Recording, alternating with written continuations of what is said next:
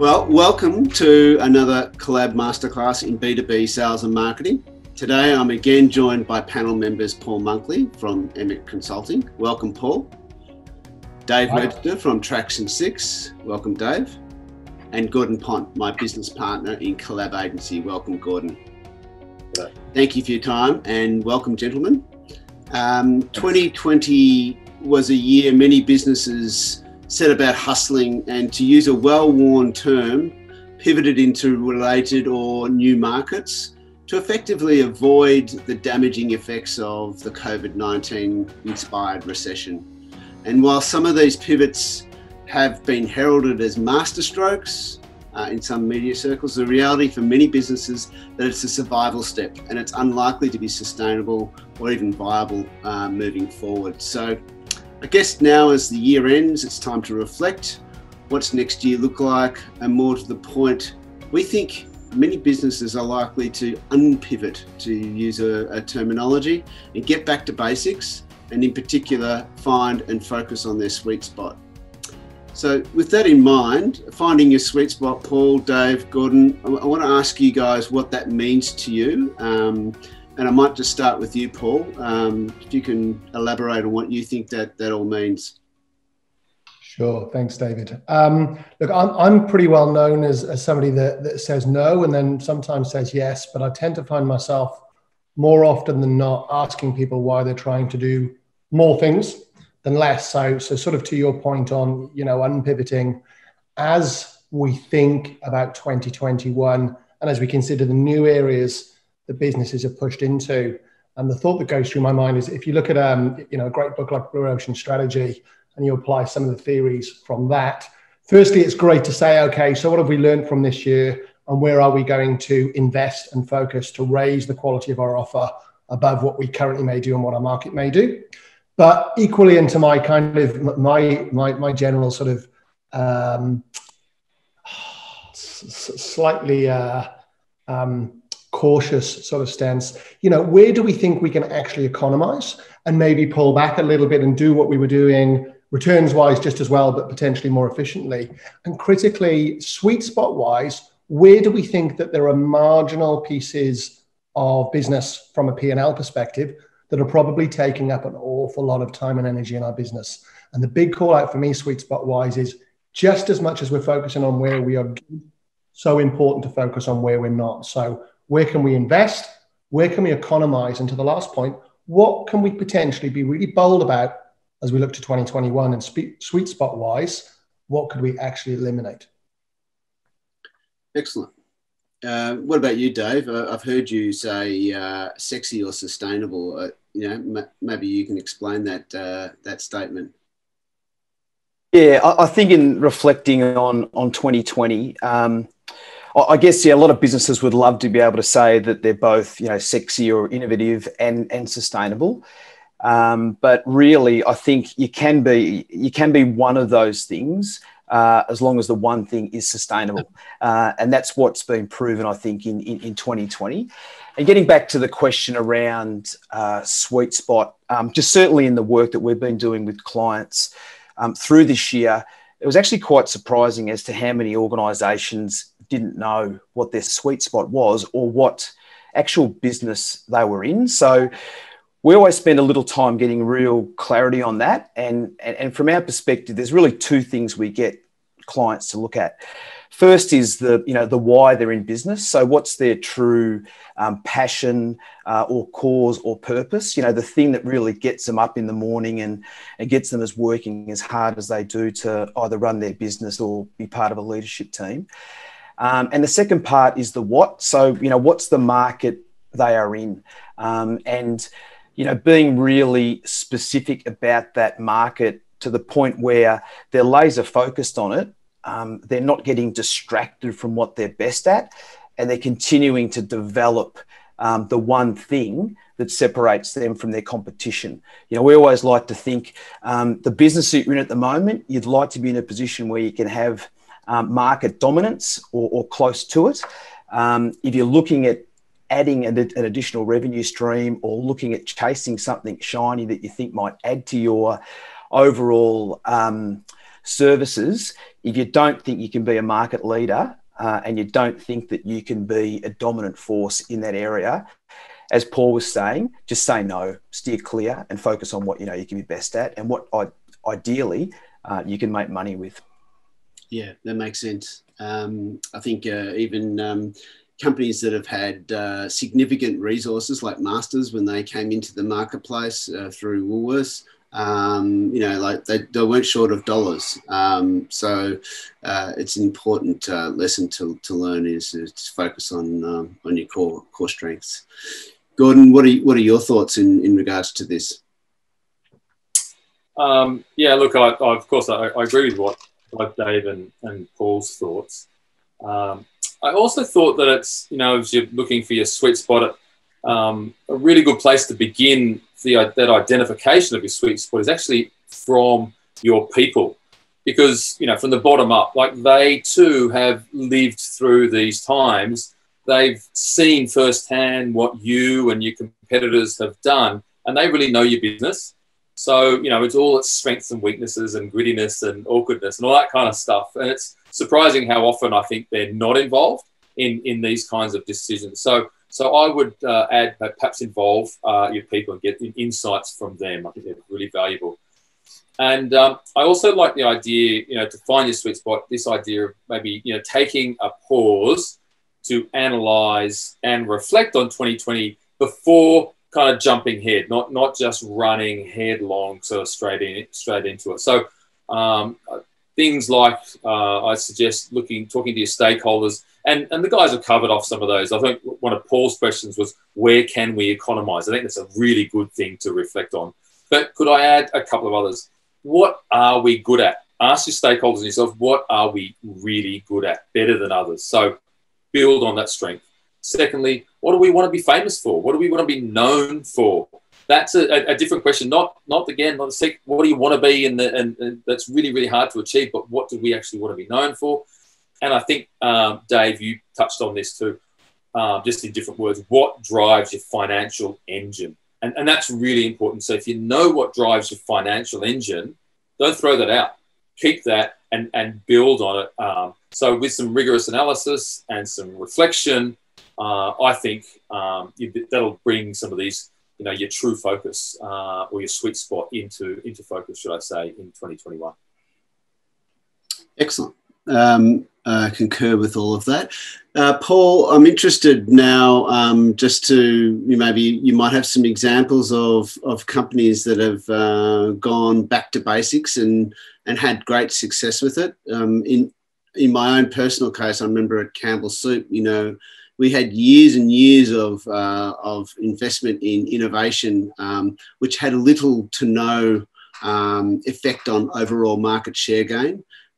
We went back to basics. We re-engineered the basic products that we made lots of money on, and we grew the business from the inside out, and that enabled some more resources to be plowed into innovation and make those innovations more successful. So it's doing fewer things, but doing them better. But I'm interested in your thoughts, Paul. Look, I'd probably pick up on that point. Firstly, now I know why I drink so much Campbell Soup. I think the one that you bring to mind is right at the end there, where you talk about doing fewer things better. So very much as Gordon's been saying and David's been saying. And I remember probably about 4 or 5 years ago now, being in, you know, a business a lot of people would perceive as being quite large, you know, hundreds of members of staff. But firstly, in all of these businesses and even bigger businesses, realistically, it usually comes down to a couple of hundred people when it comes to setting strategy and driving the strategy through. And a lot of the other overhead is operational. So it's actually usually a relatively small group of people. And the business had tried a whole lot of new things, pushed into new markets, launched new products, so very reflective of what you talk about with Campbell's. But if you just kind of take the really brutal sort of lens and you sort of go, you know, where was the business heading trajectory-wise? The business was heading out of business. None of those new pieces, again, very much like your Campbell's example, were really cutting through at a revenue or profitability level to the extent that we needed. And if I pick up on David's comments a few minutes ago, if I reflect on what he was saying, do I think we were entering the market and answering a question that anybody was truly asking in terms of having a new provider? Yeah, the answer is no. And so look, what we did with these guys, it got pretty challenging for a while, and I think that was a really good thing because it forced us to have conversations that in a business that's treading water or marginally growing or going up a bit and down a bit year to year, you can avoid. And the conversation it forced was, you know, it's kind of like one of those confessionals. I have a problem, and unless I change, you know, this problem's going to be the end of me. And so we pulled together, look, firstly, per you know, another conversation we've had as a group, we pulled together a cross-functional team, so marketing, sales, finance, human resources, to Gordon's point on you know, representing the people, operations, and we ran right back through our business by line of business, by category, and there were 6 or 7 different major categories, by market, and we were in every market you could possibly imagine in this particular business. We got back down to the profitability. We looked at the competitive lenses, and what we realized was where we'd been going wrong was we didn't need to keep adding new business and doing new things. But as is so often the case with strategy, there were 2 or 3 things already in the business that we did really well. But because we were doing so many other things, we didn't have the entire body of the business, if you will, the entire sports team, the entire squad getting behind these 2 or 3 things and pushing the hell out of them. And so we'd never really capitalized on what was under our feet, and we'd gone and chased the sexy or the shiny thing, right? So we, firstly, by having everybody together, it made it really easy to go back to the executive and then to go out to the broader business and say, look, this is the direction we should go in, because it was something that was represented by the entire business. And it was great for me because all I had to do was facilitate another group of people that came up with their own pretty cool answer. And then we allocated roles to every single part of the business, very much along the lines of what we talked about a few minutes ago. Where are we investing to grow? Where are we optimizing? And that could be around profit or about dropping customers that might be large, but taking up a lot of time and a lot of resource and not really contributing from a you know, a financial contribution perspective. And where are we going to exit? And it felt super radical, but we agreed it. We allocated the roles. We put together something as basic as a really simple plan on a page and dressed it up in a nice theme so we could cascade it to everybody across the organization, regardless of age, experience, role, and get them engaged. We made sure everybody understood the role they needed to play. And then we just executed and executed and executed. And we said, no, no, no, every time people came back in trying to focus on a piece of business that we decided was not an area where we were going to invest to grow. Top line had been sort of steadily heading down, not every single year, but you know, most years, let's call it 3 and 5, stabilized, and it turned around, even though we lost some big chunks of business on the way through, mainly because we decided not to price them at levels we couldn't afford anymore because they were non-core, and so away they went. Employee engagement went well up into the 80s. Customer satisfaction went up. NPS was running just shy of 8, which is a pretty good score in the industry we're talking about here. And profit improved by over 100% in a couple of years. So there's a whole lot in there. And the execution was relentless, and there were some sleepless nights and some scary decisions. But if I sort of sum that up, I would bring it back to the points that yourself and that Dave Webster and that Gordon Pont have already called out there, which are, you know, do the things that you do really, really well, make careful investment choices, listen to your people because they probably know, and say no. Don't be afraid to say no.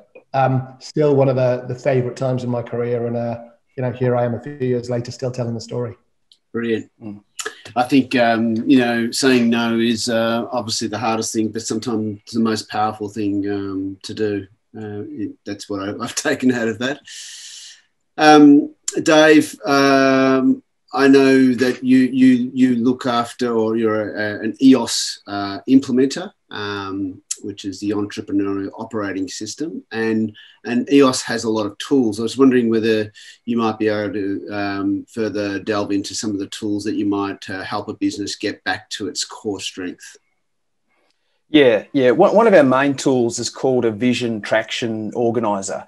And effectively, that's leadership teams getting 100% on the same page with 8 clear questions about how they run their business.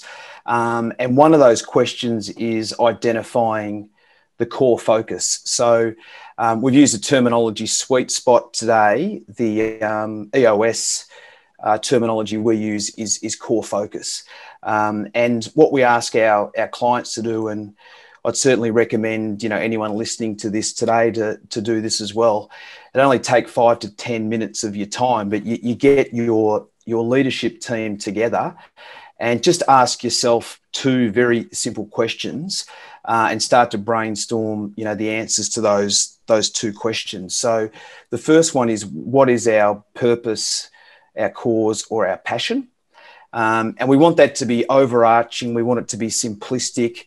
It almost needs to be bigger than money. It's that thing that drives you day in, day out to get out of bed and do the work you do each day. And just give you a bit of an insight as to what a company that's everyone's familiar with, what their core purpose might be. Is the one I really like is the Disney Corporation. So Walt Disney, their purpose is simply to make people happy.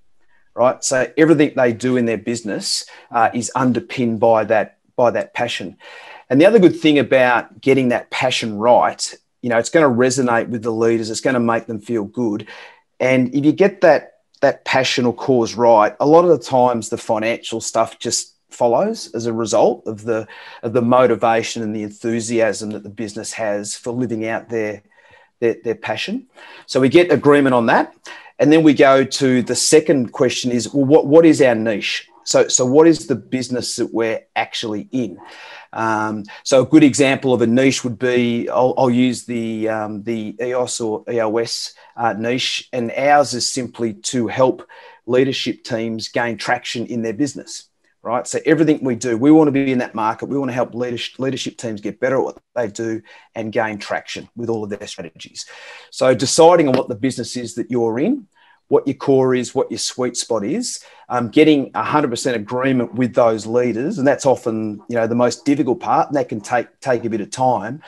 But it's surprising that once you do get that alignment at a company level, from there, all of your decision making can be based around that niche. So, the way you set up your strategy, the way that you pick new employees to join the organisation, the way you might exit existing employees in that organisation if they're not fitting with those 2 questions, all your processes, procedures, your marketing strategy, it all comes back to having just this laser focus around that purpose and that niche. And once, as I say, that becomes clear to the leaders, it's just amazing how easier work becomes and how easier it becomes to say, as we've been saying earlier, to say no to things that are sitting outside that core focus. Yep. I think there's a great saying, there's riches in them niches. And yes. If you say it with an American accent, it sounds even better. But it is absolutely true. It's kind of sums up what you've just been saying. Gordon, I'm interested in your take on marketing communications when a business is trying to get back to its basics. I'm thinking creative, media, content, technology. What are some of your thoughts in that regard? Yeah, a few thoughts, Dave. One is, and probably the first and foremost, it's certainly not rocket science, and that is to focus on your most important customer. So that customer that is the best fit with your organization and you can really make a difference for them and is profitable for you. So focus on them, empathize with them, what they've been through, and then produce the comms and the content that they will find helpful and useful. So that's the first thing. The second thing is confirm that your brand proposition to those people is actually clear, distinctive, and persuasive. And avoid throwing the baby out with the bathwater. Just because your internal comms team are getting bored with the comms, it doesn't mean that your prospective customers or your existing customers are. They don't see it anywhere near as much as you. It might indeed still be bang on. May just need a tweak. The third thing about back to basics is, I don't know, and it's not necessarily lost in marketing and media these days, but reach and frequency of media communications. So, for example, you know, your organic social media might be really good for people who follow you, but it's not going to penetrate new users if that's what you're after. Or alternatively, you indeed might be spending your dollars spray and pray, reaching lots and lots of people, but with insufficient frequency to cut through, particularly in today's world, or allows them the frequency for them to actually take some action.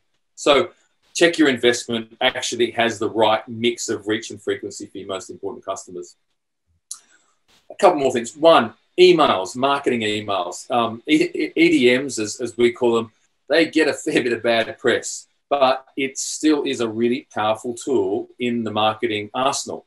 Indeed, Campaign Monitor says, well, if you're a small business here, it says that email marketing has the highest return on investment of any other elements of communication for small business. So think about it. So if you can get an average of 20% opening your emails and seeing your brand and message or offer, I don't know of any other digital platform that can promise that kind of impact. So emails are still really important.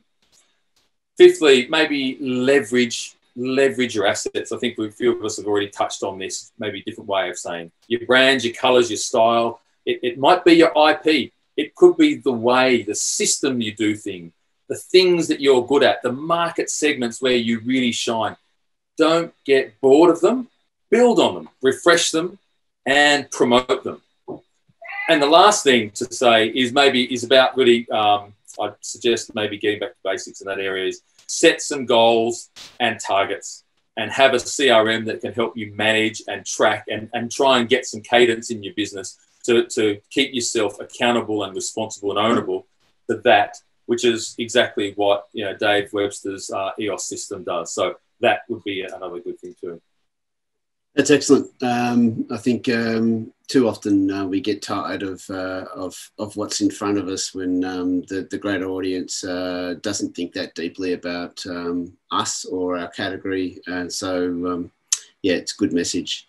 Paul, just to finish up, I was interested in, I know that you're a very strong advocate of sales systems and processes, and I'm just wondering if you could just elaborate on some of the key benefits you think companies can see from this kind of back to basics approach or core strength focus. Sure, of course. Look, I think it's pretty easy from everything that's been said on this call today. It's really about increasing focus and increasing efficiency.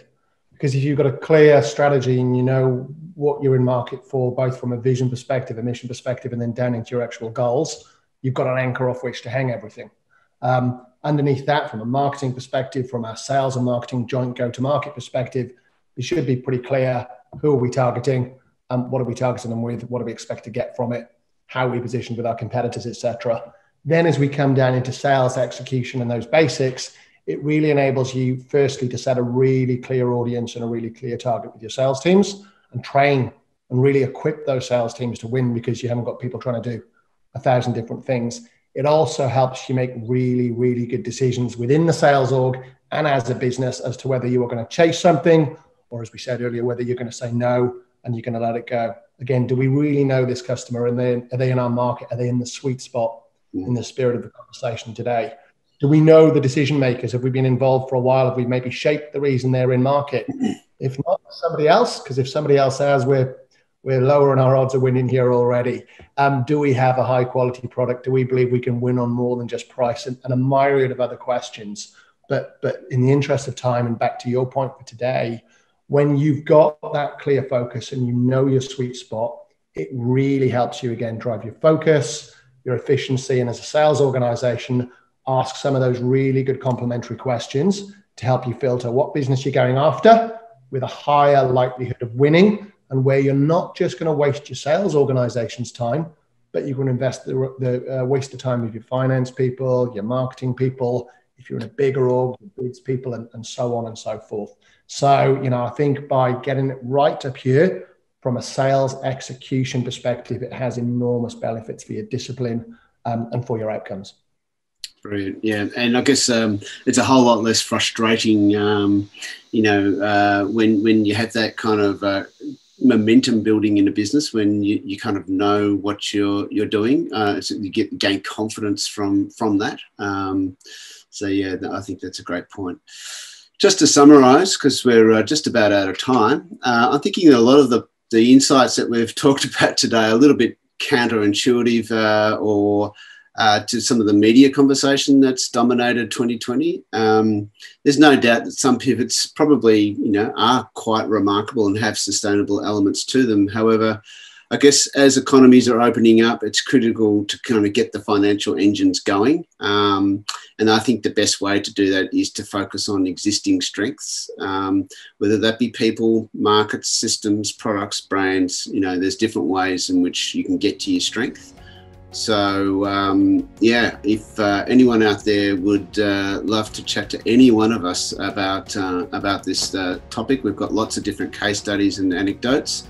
But thanks for your time, guys. Paul, Dave, Gordon, your insights are sage as always. And in 2021, it's time to unpivot.